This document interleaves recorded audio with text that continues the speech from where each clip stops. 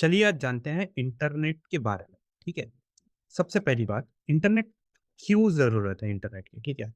तो आइए समझते हैं कंप्यूटर की दुनिया से पहले की दुनिया के बारे में थोड़ा बहुत, ठीक है? तो पहले की दुनिया में कम्युनिकेशन के लिए यूज़ होता था लेटर्स, न्यूज़पेपर्स, फ़ोन कॉल्स मतलब कुछ 18वीं शताब्दी के आसपास फ़ोन कॉल्स भी शुरू हो गए। ऑफ़लाइन जाकर शॉपिंग वगैरह करते थे आप।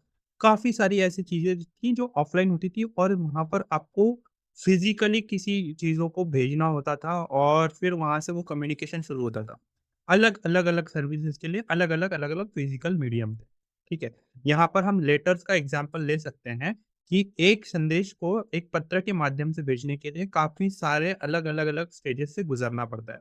इसमें थोड़ा डिटेल में थोड़ा देर बाद समझेंगे कि क्यों होता है, ठीक है? लेकिन इस कम्युनिकेशन को हमें हमारे इंफ्रास्ट्रक्चर पर जो आज का इंफ्रास्ट्रक्चर है, आज के मॉडर्न इंफ्रास्ट्रक्चर को रिप्लेस करने के लिए इंटरनेट की हमें आवश्यकता पड़ी, ठीक है? तो इंटरनेट आने के बाद यही सारी चीज़ें email, WhatsApp, website, video calls, Amazon, Flipkart इन सारे तरीकों से वो सारी चीज़ें होना शुरू हो गई, ठीक है? फिर अब आपका ये सबसे बड़ा क्वेश्चन होगा कि इंटरनेट क्या है? ऐसा क्या है इंटरनेट में जो इन सारी चीज़ों को फैसिलिटेट करता है, ठीक है? तो मैं आपको बता दूँ कि इंटरनेट बस एक बहुत करोड़ों और करोड़ों डिवाइसेज़ का एक नेटवर्क है जो आपस में कम्युनिकेट करते हैं, आपस में कनेक्टेड होते हैं, ठीक है? आपको एक रियल लाइफ़ एग्ज़ाम्पल के साथ मैं समझाता हूँ कि ये कैसे काम करता है। फॉर एन एग्ज़ाम्पल आपके घर पर आने के लिए अलग-अलग माध्यम हैं। जो सबसे इम्पोर्टेंट माध्यम मुझे दिखाई देता है या फिर हर कोई इससे रिलेट कर पाएगा वो है कि एक आप किसी बड़े शहर में हो, बड़े शहर में ढेर सारे रोड्स हैं और रोड्स पर आपका रोड के साइड में आपका घर है। अब वो छोटा भी रोड हो सकता है, बड़ा भी रोड हो सकता है, हाईवे भी हो सकता है या फिर एक्सप्रेसवे हो सकता है। ठीक है? तो इसी के हिसाब से जब भी आपको कोई किसी को आपके साथ कम्युनिकेट करना हो, तो वो सबसे पहले एक्सप्रेसवे से आएगा या फिर हाईवे से आएगा, फिर आपकी सिटी में आएगा, फिर आपके जो भी लोकेलिटी है वहाँ पर आएगा, फिर एक छोटी-सी सड़क पकड़ेगा जो आपके घर तक आती है, फिर वो आएगा, फिर आपसे कम्युनिकेशन ये सारी चीज़ें। वही इंटरनेट की दुनिया में क्या होता है कि बहुत सारे डिवाइसेस बहुत सारे इंक्लूडिंग आपके mobile phones, laptops, computer, TV, audio devices, IoT devices इतनी सारी डिवाइसेस इंटरनेट के साथ कनेक्टेड होती हैं और ये कनेक्शन बहुत अच्छे से वर्क करना चाहिए इसलिए इंटरनेट की स्थापना की गई। ठीक है? होता क्या है कि इंटरनेट को आप इस तरीके से समझिए कि आपस में कम्युनिकेट करने का एक साधन है, ठीक है? अब ये साधन को फैसिलिटेट कौन करता है, कैसे होता है, ये थोड़ी देर बाद समझेंगे, लेकिन आइए समझते हैं कि गूगल.com अगर आप इंटरनेट की दुनिया में सर्च करते हैं, तो वो काम कैसे करता है? जैसे फॉर एन एग्ज़ाम्पल अगर मैं यहाँ पर गूगल.com सर्च कर रहा हूँ, मैं आपको स्क्रीन रिकॉर्डिंग के माध्यम से यहाँ पर दिखाना भी चाहूँगा। देखिए, जब भी हम ब्राउज़र पे आते हैं और फिर www.google.com ऐसे सर्च करते हैं, ठीक है? तो होता क्या है? ठीक है? जब भी आप यहाँ पर ऐसे क्लिक करोगे, ये आपको ये चीज़ रिटर्न करेगा, ठीक है? अब ये रिटर्न करने का माध्यम क्या है? ये रिटर्न करने का पूरा एजेंडा क्या है? तो ये क्या कैसे होगा? ठीक है? तो आइए समझते हैं। जैसे ही आपने गूगल.com अपने ब्राउज़र पे डाला, तो वो इंटरनेट की दुनिया में मॉडेम के माध्यम से मतलब आपका जो भी कनेक्टेड इकोसिस्टम है या फिर आपका लैपटॉप है या फिर आपका मोबाइल है या फिर आपका कोई भी आईओटी डिवाइस है, जिस भी डिवाइस से आप गूगल.com सर्च कर रहे हैं, वो इंटरनेट की दुनिया में जाता है, उन सड़कों में इंटरनेट का एड्रेस फाइंड आउट करता है और एड्रेस फाइंड आउट करने के बाद उस एड्रेस पर वो जाता है। एड्रेस पर जाने के बाद गूगल का जो मशीन है, वो बोलता है हाँ, हाँ, हाँ, मैं ही हूँ गूगल.com और फिर आपकी रिक्वेस्ट देखता है उसमें कि हाँ, ये इतनी सारी चीज़ें इन्होंने रिक्वेस्ट की है, जैसे आपने गूगल.com रिक्वेस्ट किया, तो वो क्या करेगा, आपको एचटीएमएल, सीएसएस, जावास्क्रिप्ट अब उनके वेबसाइट का जो भी आपका डेटा है, वो आपको चुपचाप करके सेंड कर देगा। सेंड करने के बाद जिस हाईवे से वो आया था, उसी हाईवे से वो रिटर्न आएगा या फिर उससे भी एडवांस हाईवे से वो रिटर्न आएगा और आपके पास आकर ये सारी चीज़ें डिस्प्ले करवाएगा। ठीक है? तो ऐसे वर्क करता है गूगल.com, ठीक है? ये होता है गूगल.com की वर्किंग, ऐसे होती है गूगल.com की वर्किंग और यही वर्किंग हमें समझने के लिए, हमें करने के लिए इंटरनेट की आवश्यकता होती है। ठीक है? अब एक और एग्ज़ाम्पल से समझते हैं। फॉर एन एग्ज़ाम्पल आप रेस्टोरेंट में जाते हैं और वहाँ पर ऑर्डर करते हैं कि मुझे एक मसाला डोसा चाहिए। तो वेटर क्या करता है, वही आपकी रिक्वेस्ट किचन तक लेकर जाता है। किचन तक लेकर जाने के बाद वो रिक्वेस्ट आपकी कुक के पास जाती है, ठीक है? जो भी आपका कुक होगा वहाँ पे उस रेस्टोरेंट में उसके पास जाती है। कुक उसको प्रिपेयर करेगा, मसाला डोसा आपका बनाएगा। फिर वो वापस वेटर के पास वो सारा वो जो भी आइटम आपने ऑर्डर किए, यहाँ पर masala dosa as an example है, तो वो ऑर्डर करने के बाद वो आपके पास लेकर आएगा, ठीक है? तो अब इसको इंटरनेट की दुनिया से कंपेयर करके देखते हैं। आपने ब्राउज़र पे कोई वेबसाइट का एड्रेस डाला, इंटरनेट में वो गया, वो उसके वेब सर्वर के पास गया। अब वेब सर्वर क्या है कि वहाँ पर रिसीविंग एंड पर जो भी मशीन है, ठीक है? जो भी कंप्यूटर है वो, ठीक है? उसने रिसीव किया, उसने क्या किया, जो भी उसकी रिक्वेस्ट आई उसकी उसके उसने रिस्पॉन्स निकाला, उसका रिज़ल्ट निकाला। जैसे वहाँ पर कुक ने खाना प्रिपेयर किया था, यहाँ पर उसने रिस्पॉन्स निकाला, ठीक है? जो भी आपको वेब पेज चाहिए था। तो वेब पेज चाहिए था, फिर उसने रिस्पॉन्स निकाला, फिर वही इंटरनेट पर गया, इंटरनेट से हमारे पास ब्राउज़र पे आ गया और आपको उस ब्राउज़र पे वो वाला वेबसाइट दिखना शुरू हो गई। तो इस हिसाब से आपका इंटरनेट वर्क करता है। अगर फिर भी आपको समझ में नहीं आ रहा होगा तो एक और एग्ज़ाम्पल के माध्यम से समझते हैं। फॉर एन एग्ज़ाम्पल, आप कोई स्टूडेंट हो। तो स्टूडेंट होने के बाद आप गए लाइब्रेरी में। लाइब्रेरियन के पास बोला कि मुझे ये XYZ नाम की बुक चाहिए जो XYZ ऑथर की है, ठीक है? तो लाइब्रेरियन ने क्या किया, लाइब्रेरियन ने आपकी रिक्वेस्ट उठाई, वो बुक शेल्फ के पास गया, उसने वो वाली बुक ढूँढी अपने लाइब्रेरी में और वो ढूँढने के बाद वो बुक आपके पास रिटर्न लाकर दे दी कि हाँ, आपने ये रिक्वेस्ट की थी इस किताब को, ये आपने लाकर दे दी और आप एज़ अ लाइब्रेरियन के पास जाने के बाद आपकी बुक रिसीव हो गई।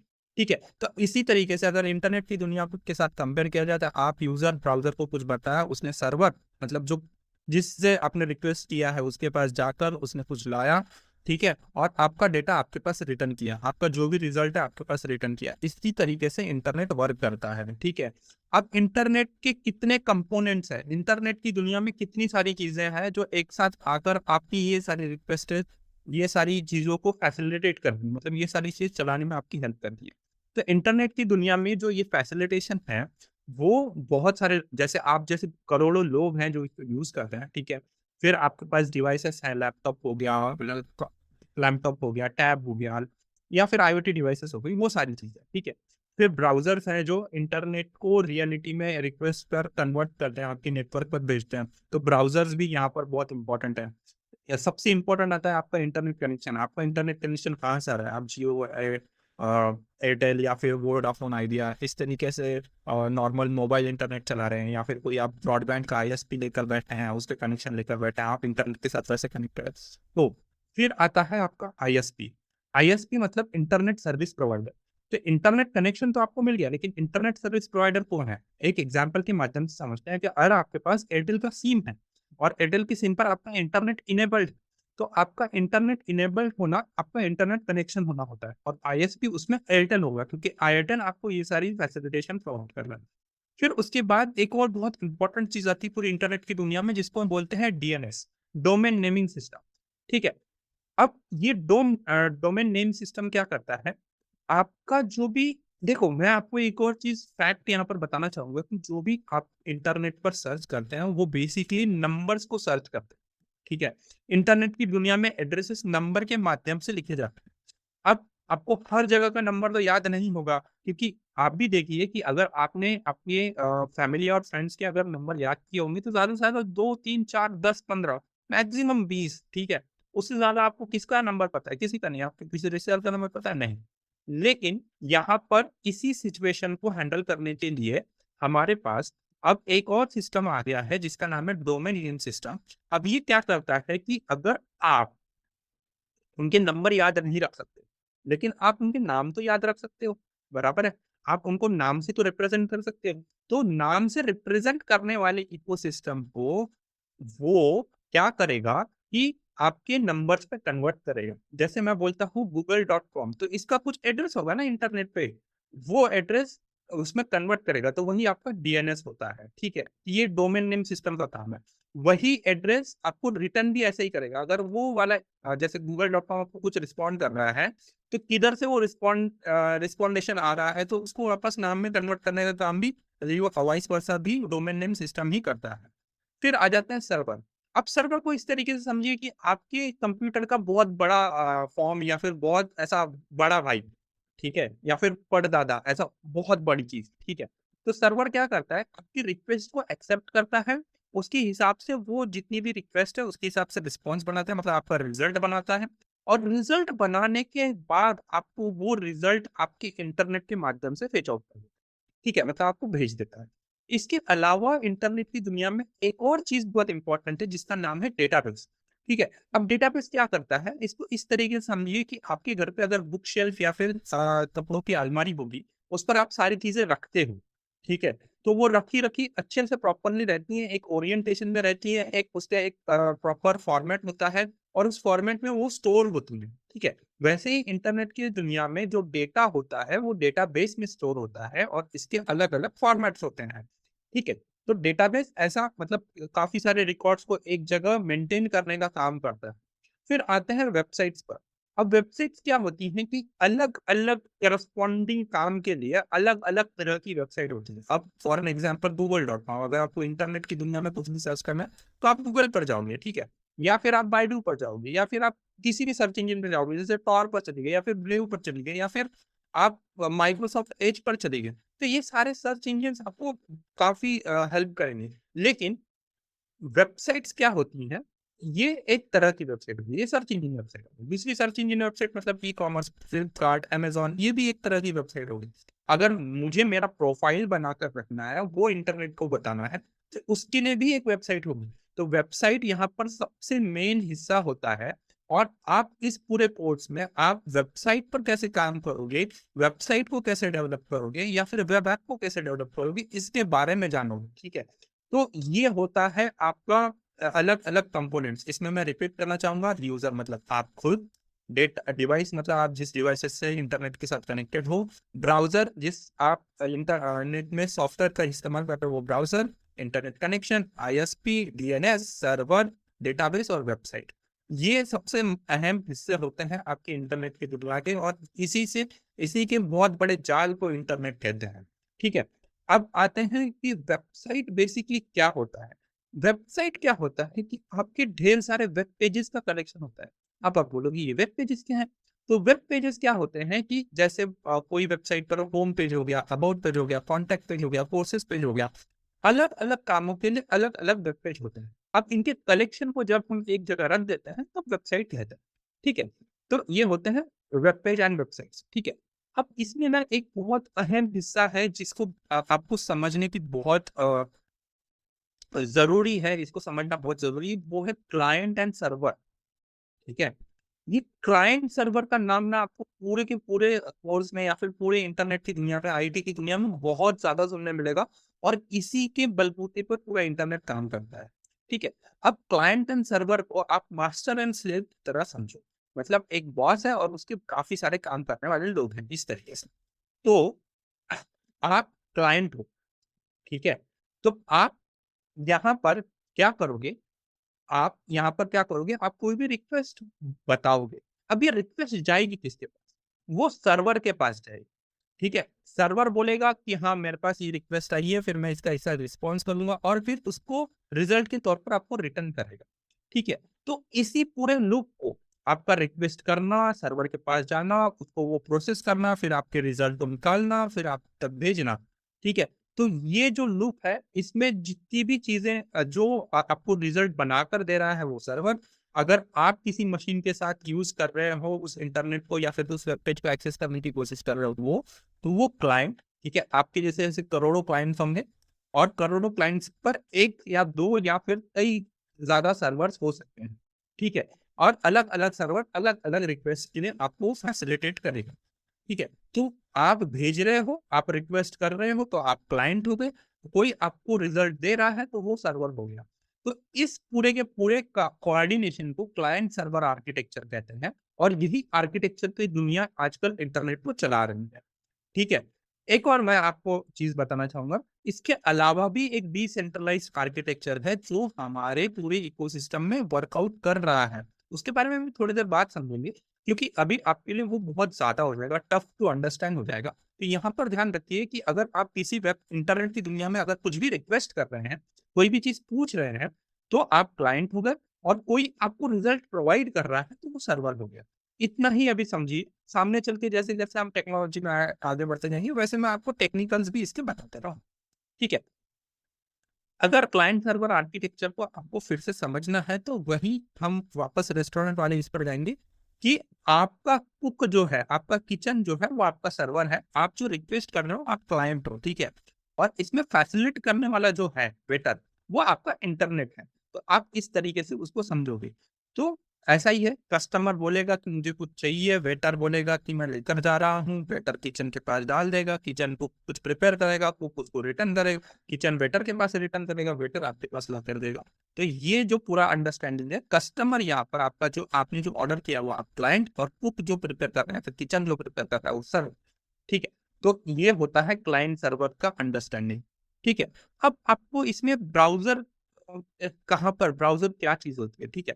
तो ब्राउजर क्या करता है कि आप देखो, मैं आपको बता, इंटरनेट अपनी भाषा नहीं समझता, ठीक है। मैं आपको पूरी कंप्यूटर दुनिया की एक सच्चाई बता रहा हूँ।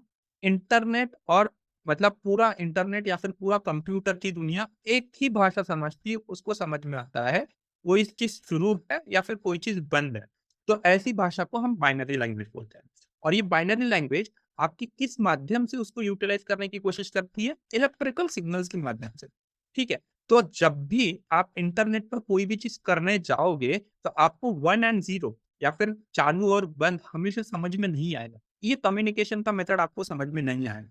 तब क्या होता है कि एक सॉफ्टवेयर होता है जिसको हम ब्राउजर बोलते हैं, वो क्या करता है, आपकी इंटरनेट की दुनिया को रिक्वेस्ट करता है और वो रिक्वेस्ट का रिस्पॉन्स आपको वो रिटर्न ला कर देता है, ठीक है। तो यही ब्राउजर होता है, ये एक तरह का सॉफ्टवेयर होता है जो इंटरनेट को एक्सेस करने में आपकी हेल्प करता है, ठीक है। अब यहाँ पर जो इंटरनेट की दुनिया में ये रिक्वेस्ट क्या कर रहा है, ये कौन से इलेक्ट्रिकल सिग्नल भेज रहा है, तो वो जो इलेक्ट्रिकल सिग्नल का पूरा अंडरस्टैंडिंग है, उस पूरे की पूरे भाषा को एचटीएमएल कहते हैं, उस पूरे के पूरे आर्किटेक्चर को भी एचटीएमएल कहते हैं। अब ये एचटीएमएल क्या है, ठीक है। तो एचटीएमएल को समझने के लिए आपको एक चीज समझनी पड़ेगी, ये एक तरह की लैंग्वेज है जो कंप्यूटर को समझ में आती है, ठीक है। और इस लैंग्वेज का फुल फॉर्म है हाइपर टेक्स्ट मार्कअप लैंग्वेज। अब ये hyper text markup language internet की दुनिया का बैकबोन है, मतलब रीढ़ की हड्डी। इसके बिना इंटरनेट काम नहीं करता। आपको इंटरनेट की दुनिया में कुछ भी करना है तो आपको एचटीएमएल जैसा बेसिक स्टफ आना ही चाहिए, ये होता है। अब एचटीएमएल को थोड़ा साइड में रखते हैं, हम ब्राउज़र के बारे में समझ रहे थे। तो ब्राउज़र क्या करता है, आपकी रिक्वेस्ट को इन्हीं एचटीएमएल के माध्यम से कम्युनिकेट करने की कोशिश करता है। अब देखो, एचटीएमएल जब आप सामने से के देखोगे तो वो आपको रीडेबल लगेगी, मतलब आप उसको पढ़ सकते हो, अंडरस्टैंड कर सकते हो। लेकिन यहाँ पर मैं आपको बता दूं, कंप्यूटर जब भी इस एचटीएमएल को पढ़ता है तो 1 और 0 के माध्यम से पढ़ता है, और जब भी आपको दिखाता है तो वो ऐसा विजुअली रिप्रेजेंट करता है कि उसको सब आपको समझने लायक। तो ये जो कन्वर्जन होता है ना, ये भी ब्राउजर ही करता है, ठीक है। वापस आ जाते हैं, सर्वर क्या है? सर्वर बस एक पावरफुल कंप्यूटर है जो वेबसाइट को स्टोर करता है, डेटाबेस को स्टोर करता है, और जो भी रिक्वेस्ट आती है उसके हिसाब से वो रिजल्ट देता है। एग्जाम्पल के लिए गूगल के सर्वर हो गए, यूट्यूब के सर्वर हो गए, फेसबुक के सर्वर हो गए, क्योंकि आप वहां पर कुछ ना कुछ एक्टिविटी करते हो। आप कुछ तो रिक्वेस्ट करते हो तभी आपको रिस्पॉन्स मिलता है, ठीक है। आप google.com पर जाते हो तो कुछ सर्च करते हो, फेसबुक पर जाते हो तो आपका पहले से अकाउंट बना हुआ है तो वहां से डेटा आता है। फिर आपके दोस्त लोग क्या कर रहे हैं फेसबुक, वो भी आपको बताता है। तो इस तरह की रिक्वेस्ट आपका अलग अलग सर्वर अलग अलग चीजों पर काम करता है, ठीक है। अब आप शालियम पर पढ़ रहे हो तो शालियम की भी खुद की सर्वर्स होंगी, तो वो भी उसी हिसाब से काम करते हैं। इसमें एक और चीज आती है कि ये जो सर्वर होते हैं ये कहाँ होते हैं, और इसको पूरा फैसिलिटेट करने का काम कौन करता है, कैसे गूगल वगैरह ये सारी चीज़ों पर एक्सेस एक्सेस करते हैं और इसको कैसे मेंटेन करते हैं। तो इसी पूरे मेंटेनेंस का काम, जहाँ पर गूगल जैसी कंपनीज, हम जैसे शालम जैसी कंपनीज, फेसबुक जैसी कंपनीज बहुत ज़्यादा काम करती हैं, बहुत ज़्यादा सोच समझ कर काम करती है, जहाँ पर नहीं स्टोर करती है, उसे कहते हैं होस्टिंग, ठीक है। होस्टिंग पढ़ते समय मैं आपको 2-3 चीज़ें थोड़ा सा और स्क्रीन पर दिखाना चाहूँगा, वो हम देखते हैं। अब होस्टिंग समझने के लिए एक चीज़ जानना बहुत ज़रूरी है कि होस्टिंग होती क्या है। अब मैं आपको समझा, ये तो आपको मैंने बता दिया कि आप जो भी इंटरनेट के वेब पेजेस देखते हैं, इसको कहीं तो भी इंटरनेट पर स्टोर करना पड़ेगा, इसको एक एड्रेस देना पड़ेगा। अब इस एड्रेस देने के तरीके और स्टोर करने के ओवरऑल एक्सपीरियंस को होस्टिंग कहते हैं, ठीक है। अगर मैं यहाँ पर होस्टिंग सर्च करता हूँ तो आपको ढेर सारी चीजें मिलेंगी। या नेम चिप आ जाएगा, वोड आईडी आ जाएगा। अगर आपने बहुत नाम सुना होगा इस इंडस्ट्री के बारे में, या फिर आपको थोड़ी सी भी समझ होगी, तो होस्टिंग होती है करके आपको पता होगा। होस्टिंग होना मतलब क्या, आपकी वेब पेजेस डेटाबेस को एक इंटरनेट के एड्रेस पर स्टोर करके रखना, यही आपकी होस्टिंग है। ठीक है, अब ये तो हो गई होस्टिंग की बात। ओके, तो चलिए होस्टिंग को थोड़ा अच्छे से समझते हैं। इसके एग्जाम्पल लेने के लिए मैं आपको थोड़ा सा एक इमेजिन कर ली कि आपके पास एक लैंड पार्सल है। ठीक है, अब ये लैंड पार्सल है, इसके साइड से रोड है। ठीक है, ये आपका रोड हो गया। ठीक है, तो आपके लैंड पार्सल पर कुछ तो होगा ना, घर होगा, बिल्डिंग होगी, कुछ भी हो सकता है। ठीक है, कुछ भी हो सकता है यहाँ पर। ठीक है, तो वैसे ही इंटरनेट की दुनिया में होता क्या है, इंटरनेट की दुनिया में होता क्या है कि होस्टिंग क्या करती है, आपको एक स्पेस प्रोवाइड करती है। ठीक है, इस स्पेस में आप अलग-अलग स्टफ रखते हो। अलग-अलग स्टफ में क्या आ जाएगा, आपका डेटाबेस आ जाएगा। थोड़ा बड़ा कर लेते हैं इसे, तो आपका आ जाएगा डेटाबेस। डेटाबेस हो गया। ठीक है, डेटाबेस हो जाने के बाद वेब पेजेस हो गए, या फिर आप वेबसाइट भी बोल सकते हो, या फिर आप कुछ और, जैसे आपको फाइल सर्वर रखना है। ठीक है, आपको किसी और तरह का स्टोरेज रखना है। ठीक है, या फिर कोई और तरह की सर्विसेज होस्ट करनी है। ठीक है, तो ये आपको होस्टिंग प्रोवाइड कर दी। क्या होस्टिंग, होस्टिंग एक एड्रेस प्रोवाइड करता है। होस्टिंग प्रोवाइड्स, ठीक है, hosting provide the address on the internet. ठीक है, इंटरनेट पर एक एड्रेस प्रोवाइड होगा। अब ये एड्रेस दो तरह की हो सकते हैं। ठीक है, एक होता है IPv4। ठीक है, इसमें कुल मिलाकर आपको कितने एड्रेस स्पेस मिलते हैं, कुल मिलाकर आपको मिलते हैं लगभग लगभग 4.3 बिलियन। ठीक है, 4.3 बिलियन एड्रेस स्पेसेस मिलते हैं, सोच लो इतनी ज्यादा। लेकिन अगर मैं आपको बोलूं कि हमारे दुनिया में अब भी एट दिस पॉइंट लगभग लगभग इससे 3 टाइम्स मोर चीजें, अब 3 टाइम्स मोर चीजें इंटरनेट की दुनिया से कनेक्टेड है, तो आप यकीन नहीं करोगे मुझे, मतलब इससे ज्यादा ही। तो होता क्या है कि IPv4 अभी मतलब यूज तो आता है, लेकिन इस पर काफ़ी ज़्यादा बर्डन है, काफ़ी ज़्यादा इसमें कम स्पेस एलोकेट हुआ है, और हमारे करंट इंटरनेट की दुनिया को ये उतने अच्छे से सपोर्ट नहीं कर पा। ठीक है, तो इसको सॉल्व करने के लिए हमने काफ़ी सारी चीज़ें की हैं, जैसे सबनेट्स बनाए हैं, बाकी प्रोटोकॉल्स बनाए हैं, जो एक के अंदर एक एम्बेडेड करके अलग-अलग इंटरनेट के छोटे-छोटे क्लस्टर्स को रखता है, जो एक-दूसरे से कम्युनिकेट भी करती हैं। लोकल एड्रेस को डिफरेंशिएट किया है, साइंटिफिक एक्नॉलेजमेंट के लिए थोड़ा दूसरा एड्रेस स्पेस रखा हुआ है। ब्रॉडकास्ट करने के लिए, मतलब सारी दुनिया में एक साथ मैसेजिंग करने के लिए, एक साथ कम्युनिकेट करने के लिए भी थोड़ा स्पेस रिजर्व करके रखा है। इतनी सारी चीजें करके रखी हैं, लेकिन ये तब भी उतना सफिशियंट नहीं है हमारे लिए। तो हमने क्या किया, एक और तरह का एड्रेस बताने का तरीका हमने खोज निकाला, जिसको IPv6 कहते हैं। ठीक है, इसमें कुल मिलाकर 3.8, अब देखो यहाँ पर मैं नंबर जो बोल रहा हूँ आपको यकीन नहीं होगा, 3.8। ठीक है, और इसको अगर आप गुणाकार करोगे 38 से, मतलब 38 जीरो इसके सामने लगाओगे। ठीक है, 10⁻38। ठीक है, अब मैं 38 को तो ऊपर नहीं रख सकता, जैसे टू पर चीजों पर रखते हैं, लेकिन 3.8 के सामने अगर आप 38 जीरोज लगाओगे, 38 जीरो से उसे बड़ा करोगे, तो इतना ज्यादा एड्रेस स्पेस हमारे पास अवेलेबल अभी यहाँ पर है, और ये अभी बहुत सफिशियंट है। ठीक है, यहाँ पर IPv4 के बारे में ना मैं आपको एक चीज बताना चाहूंगा कि इसको रिप्रेजेंट करने का तरीका कुछ इस तरीके से है। मैं एक आपको बताता हूँ, 0.0.0.0, यहाँ से ये शुरू होता है। ठीक है, और ये जाता है कहाँ तक जाता है, 255.255.55.255 तक ये हमारा यहाँ पर एड्रेस स्पेस इतना अवेलेबल है। ठीक है, अब आप बोलोगे कि यहाँ पर तो इतनी सारी अवेलेबल है, लेकिन फिर भी हमें IPv6 की जरूरत क्यों पड़ी। हाँ, अगर आप IPv6 को देखोगे तो यहाँ पर तो और भी ज्यादा बड़े तरीके से हम लिखते हैं। तो यहाँ पर जो एड्रेस पे शुरू होता है वो इस तरीके से। ठीक है, फिर यहाँ पर और 000, और ऐसा 8 बार चल जाएगा।